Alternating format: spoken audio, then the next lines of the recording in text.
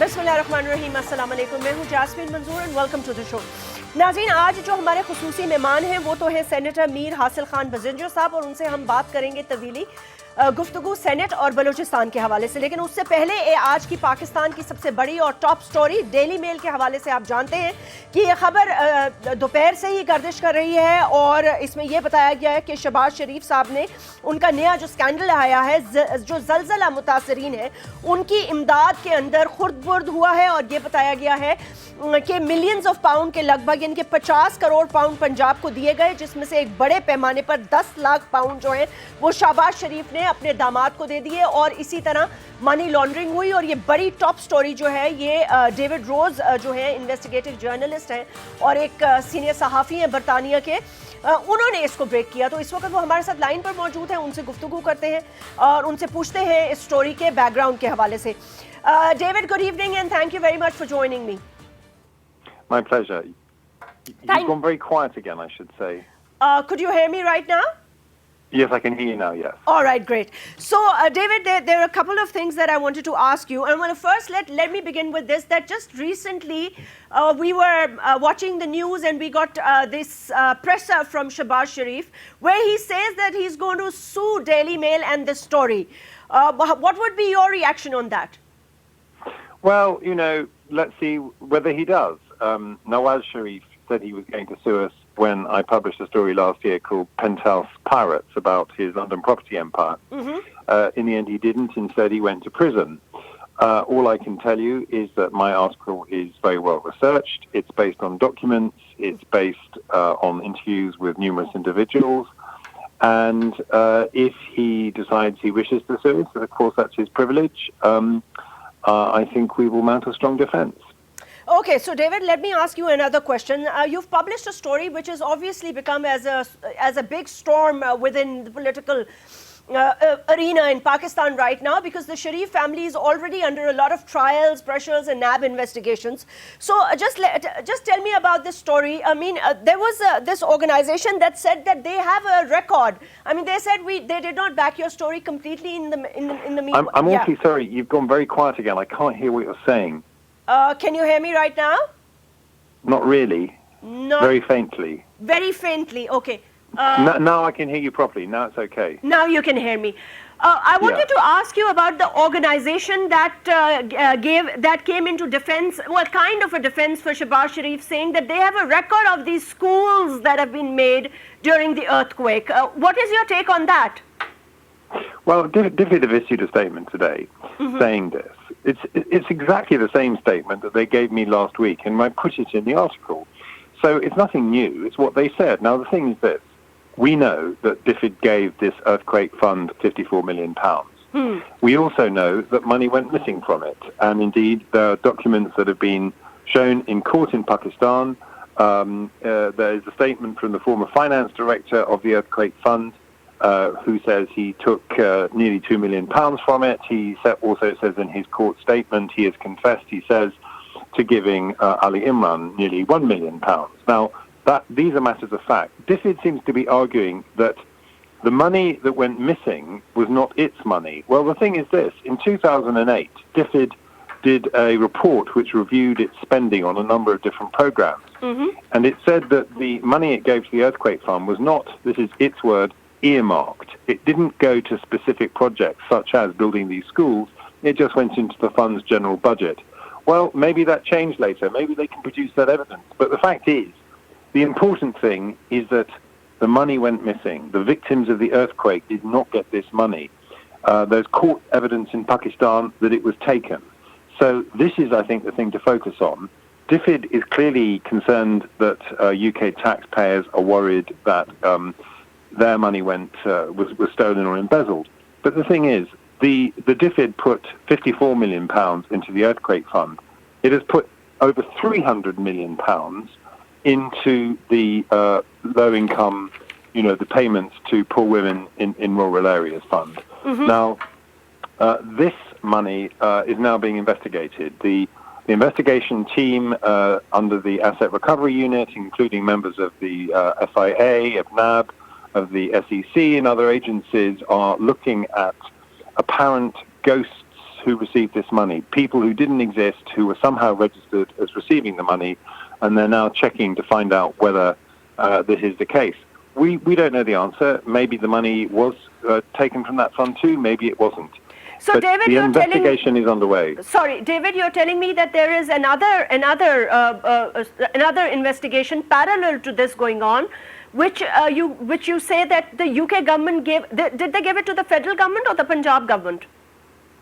Well, as I understand it, the low-income scheme, the rural payment scheme, initially goes to the federal government, but I think some of it may be administered by the provincial government.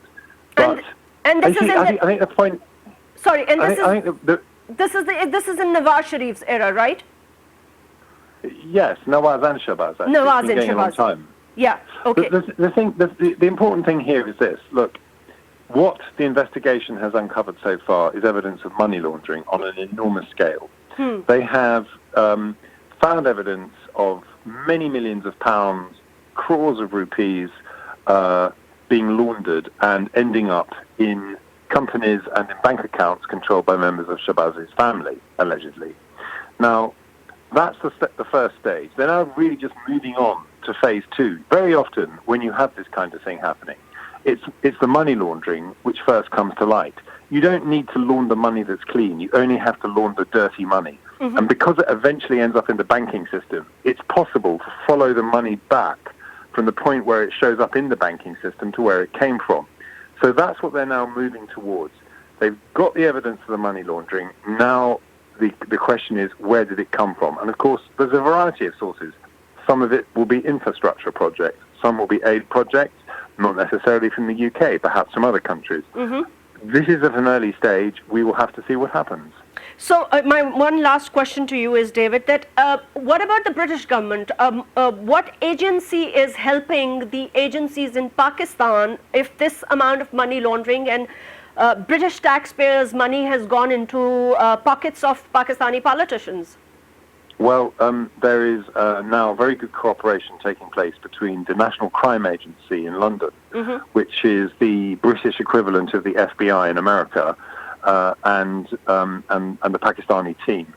At the same time, the Home Office, the government department which is responsible for extraditions, is already talking about the possibility of extraditing members of Shahbaz's family who have so far failed to come back to Pakistan to answer questions from investigators. They have already signed a memorandum of understanding for the extradition of Ishaq Dar. There was a denial that appeared in the Pakistani media a couple of weeks ago saying that it wasn't true that the British government had signed a memorandum of understanding regarding Ishaq Dar for his extradition. In fact, the denial was untrue. There is such a memorandum, and so it may well be that he will be extradited soon. Clearly, this investigation has a long way to go, and I will certainly be very interested to see what happens next. David, thank you so much for joining me from London. We were talking to David Rose. नाज़रीन, आपने सुनी उनकी गुफ्तगू, वो क्या कह रहे थे इस हवाले से मैं आपको थोड़ी देर बाद बताऊंगी, लेकिन उन्होंने बड़ी बातें रिवील की हैं. सबसे इम्पॉर्टेंट बात मैं ब्रेक पे जाने से बता दूं, उन्होंने कहा कि पाकिस्तानी नेशनल मीडिया में खबर ये लगी थी कि ऐसा कोई एक्सट्रेडिशन यानी कि होम डिपार्टमेंट के साथ कोई ऐसा मुआहदा तय नहीं पाया गया कि मेंबर्स जो हैं शरीफ फैमिली के, जो कि इन्वॉल्व हैं क्रिमिनल एक्टिविटीज़ में, मनी लॉन्ड्रिंग में या दीगर मामलात में, जिन्होंने पाकिस्तानी कोर्ट्स को जवाब देना है, उसमें उन्होंने कहा वाज़े तौर पर इसाक डार साहब जो हैं उनकी एक्सट्रेडिशन पर बात हो रही है. और उन्होंने क्या कहा बात करेंगे, लेकिन इस ब्रेक के बाद मैं आपसे तारुफ कराऊंगी. जैसे हमने कहा, आज के हमारे जो खुसूसी मेहमान हैं वो हैं हासिल खान बजिंजर साहब. उनसे गुफ्तगू करेंगे सेनेट के हवाले से.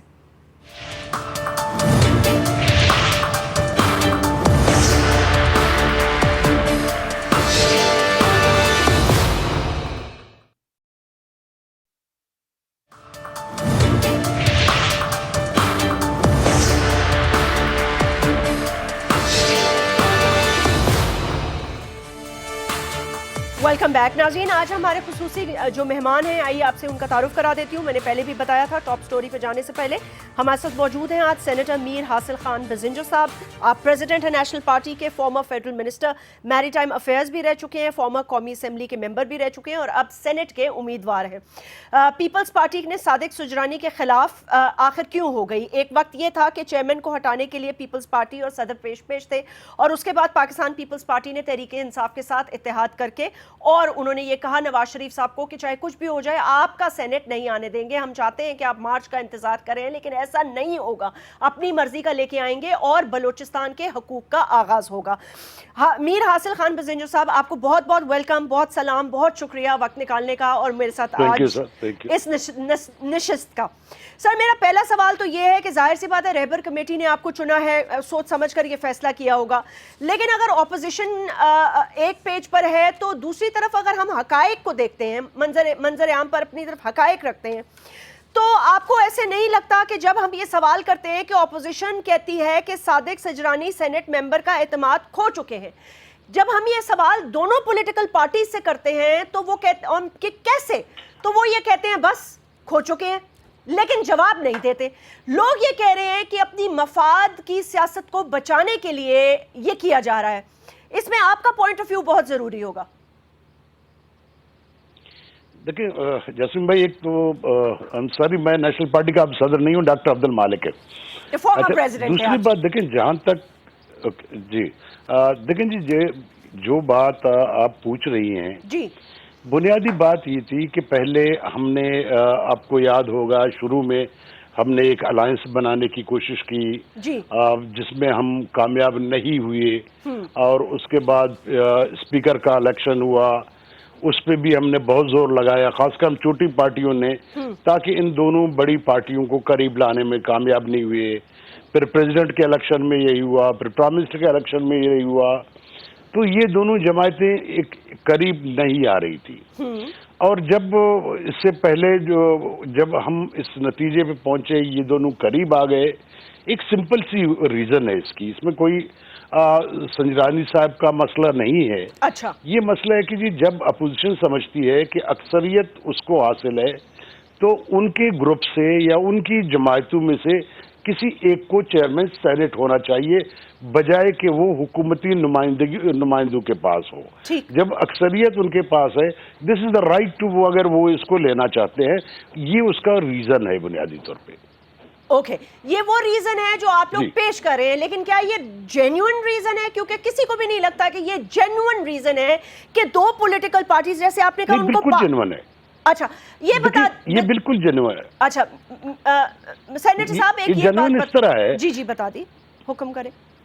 जेन्युइन इस तरह है, देखिए ये आपकी अपोजिशन का राइट होता है, चले ठीक है, कि उसके पास जब उनके पास अक्सरियत थी तो जब उन्होंने vote of confidence Balochistan government पे लाया जी, तो जब हमने इतराज किया, उन्होंने कहा कि जी इसे डेमोक्रेटिक वे, अच्छा, दिस इज डेमोक्रेटिक वे।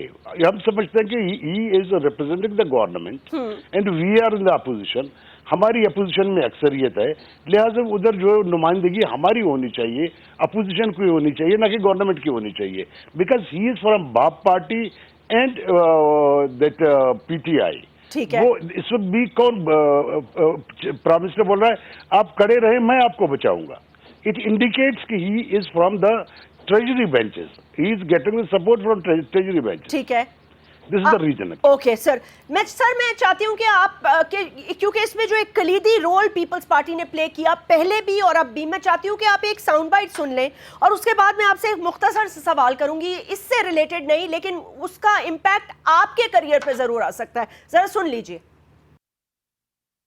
मुझे खुशी हो रहा है कि मैं बलोचिस्तान का कैंडिडेट सजरानी साहब पाकिस्तान पीपल्स पार्टी सपोर्ट देंगे चेयरमैन सेनेट के लिए।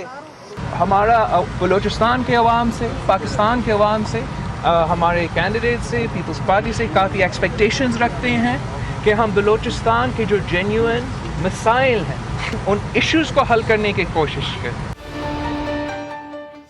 जी वेलकम बैक। अब ये बताइएगा सेनेटर साहब कि कल को अगर इन दो पॉलिटिकल पार्टीज में से کیونکہ ان کی نزدیکیاں اور دوریاں تو سب کو پتہ ہے نا کہ کامن انٹرسٹ پر ہوتی ہیں، اور آپ پاکستان کے ایک ایسے سیاستدان ہیں جو بے داغ سیاستدانوں میں سے ہیں. آپ کل کو اگر یہی معاملات آپس میں طے کر کے آپ کے ساتھ ایسا کریں اور آپ کی ساکھ خراب کر دی جائے، پھر دیکھیں جیسے یہ جو آپ بات کر رہے ہیں کہ کل وہ میرے ساتھ بھی کر سکتے ہیں، دیکھو میں اس وقت کی بات کر رہا ہوں. میں دیکھیں آئی میں پولیٹیکل پرسن، میرے لیے یہ ایشو بالکل نہیں ہے کہ میں الیکشن ہار جاتا ہوں ٹھیک ہے، یا کوئی الیکشن چھوڑ جاتا ہے. میرے لیے تو اس وقت جو فخر کی بات پرسنلی میرے لیے اور میری جماعت کے لیے فار نیشنل پارٹی وہ یہ ہے کہ ہمیں اس وقت پاکستان کی تمام اپوزیشن پارٹیوں نے مجھ پہ اعتماد کیا ہے. میرے حساب سے تو میں الیکشن جیت گیا ہوں. اب الیکشن ہار جاتے ہیں تب بھی میں سمجھتا ہوں کہ میں الیکشن جیت گیا ہوں. دوسری بات جو آپ نے کی نا کہ جو بلاول صاحب نے بھی کی، دیکھیں خدا را میری ایک ریکویسٹ ہے، وہ آپ چاہے میڈیا کے لوگ ہوں یا اسلام آباد کے حکومتی لوگ ہوں، دیکھیں یہ جو باتیں ہم بار بار کہتے ہیں بلوچستان کارڈ جو ہے نا، خدا کے لیے بلوچستان کارڈ کو ان عہدوں کے لیے نہیں استعمال کریں کہ جی ہم نے بلوچستان کو سینٹ کا چیئرمین نہیں دیا تو بلوچستان میں محرومی ہوگی. کوئی محرومی نہیں ہوگی. اگر آپ مجھے چیئرمین نہیں بنائیں، سجرانی کو نہیں بنائیں، کسی بلوچ کو نہیں بنائیں، اس سے محرومی نہیں ہوگی. ہماری محرومیاں یہ وزیر کیا چیئرمین سینٹ پریزیڈنٹ ان کے لیے نہیں ہے. ہماری جنون پرابلمز ہیں. بلوچستان میں بے روزگاری ہے، جہالت ہے، پسماندگی ہے، وہ ہمارے پرابلم ہیں. صحیح کہہ رہے ہیں آپ. میں چیئرمین سینٹ بن بھی گیا، میں اگر چیئرمین سینٹ بن گیا کیا بلوچستان میں بھاگو بہار ہو جائے گا؟ کوئی فرق نہیں پڑے گا میرے چیئرمین شپ سے. تو اسی لیے میں اکثر یہاں پہ اسلام آباد میں کہتا ہوں کہ خدا را ہمیں اس کارڈ سے نکال دو. ہر کوئی جو ہے نا کوئی بھی کام کر لیتا ہے اور اس کو بلوچستان پہ توپ دیتا ہے کہ جی ہم نے اس کی محرومی کو دور کر رہے ہیں. میں کم سے کم اس کے حق میں نہیں ہوں. بہت اچھی بات کی آپ نے، کیونکہ ظاہر سی بات ہے ہمیں پتہ ہے یہ کہ جب بھی کسی مفاد یا مقصد کے لیے بلوچستان اسمبلی یا بلوچستان کے ممبرز کو اپنے پلیٹ فارم پہ لیا جاتا ہے یا ان کو کنونس کیا جاتا ہے تو اس کے بعد پھر ان کے ساتھ کیا ہوتا ہے یہ آپ جانتے ہیں. لیکن میر حاصل خان بزنجر صاحب ایک بات بتائیے گا، آج جن دو بڑی پولیٹیکل پارٹیز آپ کو ایز اے سینٹ کے چیئرمین کے لیے نامنیٹ کر رہے ہیں، آپ کو اندازہ ہے کہ ان پر کتنے سنگین الزامات ہیں اور ان کے جو سربراہ ہیں وہ جیلوں میں ہیں اور ان پر آج بھی بڑے بڑے منی لانڈرنگ کے سکیمز آ رہے ہیں اور یہ سب کچھ آ رہا ہے. کیا یہ آپ کو پرسنلی یہ چیز بادر نہیں کرتی کہ پاکستان کی عوام کے ساتھ، یا پاکستان کو تو چھوڑ دیں، بلوچستان کی عوام کے لیے ان 10 سالوں میں ان دو بڑی پولیٹیکل پارٹیز کے جو رہنما آج آپ کے ساتھ بیٹھے ہیں، کیا آپ نے ان سے پوچھا کہ انہوں نے کیا کیا؟ پیپلز پارٹی کے دور کے اتنے بڑے بڑے سکینڈلز ہیں، مجھ سے زیادہ آپ کو پتا ہوں گے، میں اب ڈیٹیل میں نہیں جانا چاہتی، آدھے سے زیادہ تو وہ سپریم کورٹ میں پینڈنگ پڑے ہیں، لیکن اس پر اگر آپ کچھ کامنٹ کریں. دیکھیں جسمین بھی جو اسکینڈلز تو اس ملک میں کب اور کسی کے خلاف نہیں ہوئی ٹھیک، اور اب بھی اسکینڈلز ہیں. دیکھیں بات یہ کہ اگر جب تک یہ لوگ کنوکٹ نہیں ہوتے، مثلا نواز شریف کے لیے اتنا آپ نے شور مچایا، آپ نے اس کو کنوکٹ جا کے جو ہے وہ احکامات پہ اس کو نکالا. دیکھیں یہ کورٹس کی کام ہے، یہ پولیٹیکل پارٹیز ہیں، وقت اور حالات ثابت کریں گے. اگر یہ ان کے خلاف کچھ نکلتا ہے ان کو سزا ہوگی، عدلیہ ان کو سزا دے گی. اگر ان کے خلاف کچھ نہیں نکلتا ہے تو یہ بری ہو جائیں گے. اب یہی نواز شریف کے کیس میں وہ کوئی جج صاحب ہے، کیا نام مجھے نہیں آتا، اب اس کا ایک نیا ایشو آ گیا کہ بھئی وہ تو خود انفلوئنس تھا، کیونکہ ہمارے ملک میں یہ بھی ہوتا رہا ہے. تو ایشو یہ نہیں ہے، ایشو یہ ہے کہ اس وقت ہم اپوزیشن جماعتوں کا ایک اتحاد ہے، we are part of that, اور ان اپوزیشن جماعتوں میں لاکھوں لوگ ہیں. اس میں ایک دو لوگوں کی جماعت نہیں ہے، اس میں ہزاروں لاکھوں لوگ ہیں، ان کی جماعت ہے پوری.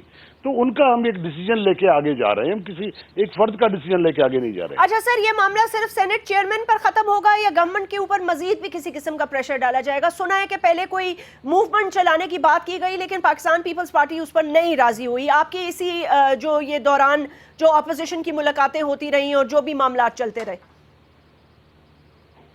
نہیں، اس میں میرے خیال میں کہ جہاں تک دباؤ کا تعلق ہے وہ اپوزیشن کا رہے گا. ایک بات آتی ہے کہ اس حکومت کو گرایا جائے نہیں گرایا جائے. میرے خیال میں اس میں حوالے سے अभी तक शायद 2 ओपिनियन हैं कि इसको गिरा के करना क्या है। ज़ाहिर है हम जिम्मेदार पॉलिटिकल पार्टीज हैं, सिर्फ ये बच्चों का खेल नहीं है। मैं जस्मीन बीबी मैं कहता हूँ गिराना चाहे 1 हफ्ते में ये हुकूमत गिर सकती है, मगर सवाल ये है कि गिरा के करना क्या है। आपको बुनियादी बात ये है कि इस वक्त पाकिस्तान एक इकोनॉमिक क्राइसिस में जा रहा है, उसके लिए अपोजिशन को भी, क्योंकि वो इस मुल्क की अपोजिशन है, हमको दुश्मनी नहीं है इस रियासत से, हमें ये हमारा इतना ही मुल्क है जितना हुकूमत करने वालों का है, जितना वज़ीर-ए-आज़म का है इतना हासिल का भी है। तो इस हवाले से हमें सोच समझ के डिसीजन लेने पड़ेंगे। हमें इस तरह जो है ना, पूरी दुनिया कह रही है कि आप इसको गिराते क्यों नहीं है। भाई गिराना इशू नहीं होता है, इसमें पहले से क्राइसिस है, आया उस क्राइसिस को आगे कोई रोक भी पाएगा या नहीं रोक पाएगा। मुझे तो अब भी डर है कि जिस क्राइसिस में हम चले गए हैं, हमारी लीडरशिप में, दोनों लीडरशिप, मैं उसको सिक्योरिटी लीडरशिप की बात कर रहा हूँ, पॉलिटिकल लीडरशिप की, कि क्या हम सोचना ये है कि इनमें इतनी सलाहियत है कि इस क्राइसिस को हम कंट्रोल करें, क्योंकि इस क्राइसिस को हमने कंट्रोल नहीं किया, we don't know where we will go. कुछ पता नहीं हम कहां जा रहे हैं। सर एक ब्रेक ले लेते हैं, उसके बाद मैं आपसे 2 सवाल पूछूंगी कि ये जो क्राइसिस का आप जिक्र कर रहे हैं वो क्या क्राइसिस है, और दूसरा आप ये कहना चाह रहे हैं कि ये एक सोच है कि इसको हुकूमत को गिराया जाए। गिरा तो 1 हफ्ते में सकते हैं, लेकिन उसके बाद क्या करें? हुकूमत को गिराने की वजह क्या हो सकती है? वो कौन से लोग हैं जो चाहते हैं कि हुकूमत को गिराया जाए? Right after this break.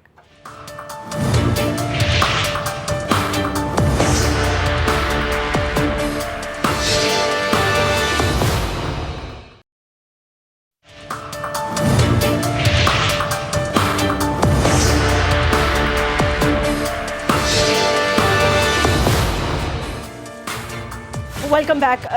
Senator साहब एक बात बताइएगा, अभी आपने जो 2 बातें की, इसको 2 पार्ट्स में मैं आपसे सवाल कर लेती हूँ।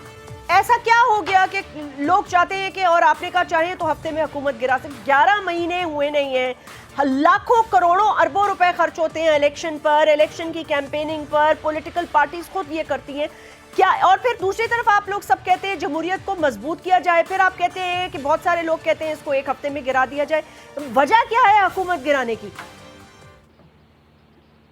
देखिए, हमने कहा कि हमने अभी तक ये फैसला नहीं किया है।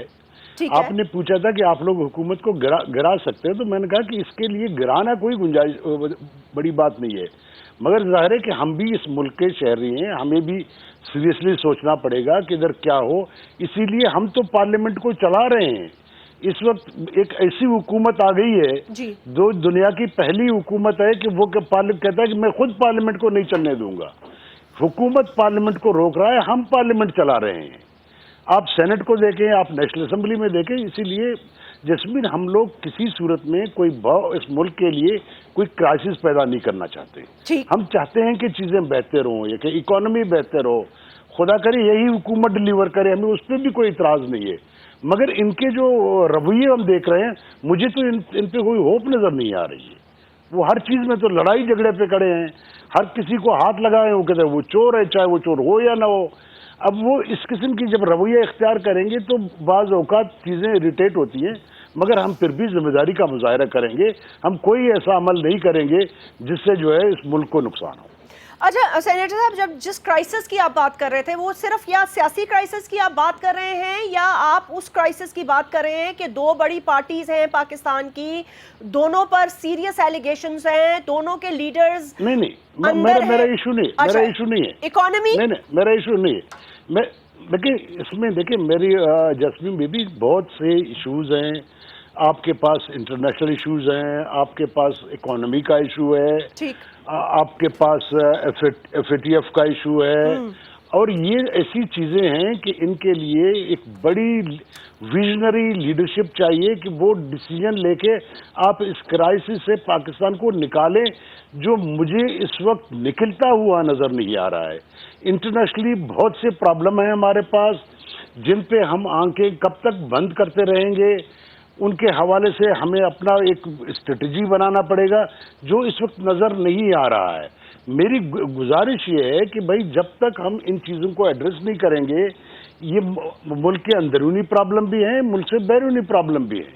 अफगान इशू हमारे लिए एक बहुत बड़ा प्रॉब्लम है, उस पर हमें कल अमेरिका यहाँ से चला जाता है, हमारा वहाँ हम क्या करेंगे, हमारा रोल उधर क्या बनेगा।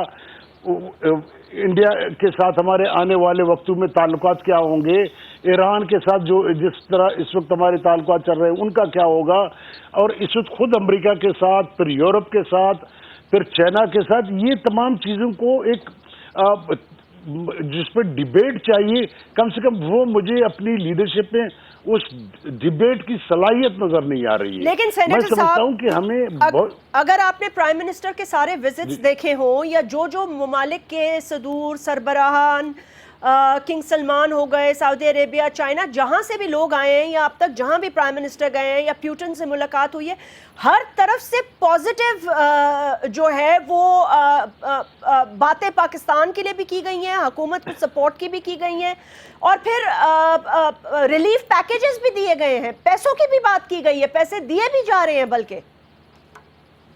जिसमें भी किसी प्रेसिडेंट से आप मिलते हैं वो आपके मुल्क के खिलाफ ना बात करता है ना आपके हुकूमत के खिलाफ बात करता है। आपको रिलीफ भी मिले, आपको पैसे भी मिले, मगर आपके बेसिक क्राइसिस खत्म नहीं हुए। अगर इतने पैसे मिले थे तो आपने इतनी महंगाई क्यों की है?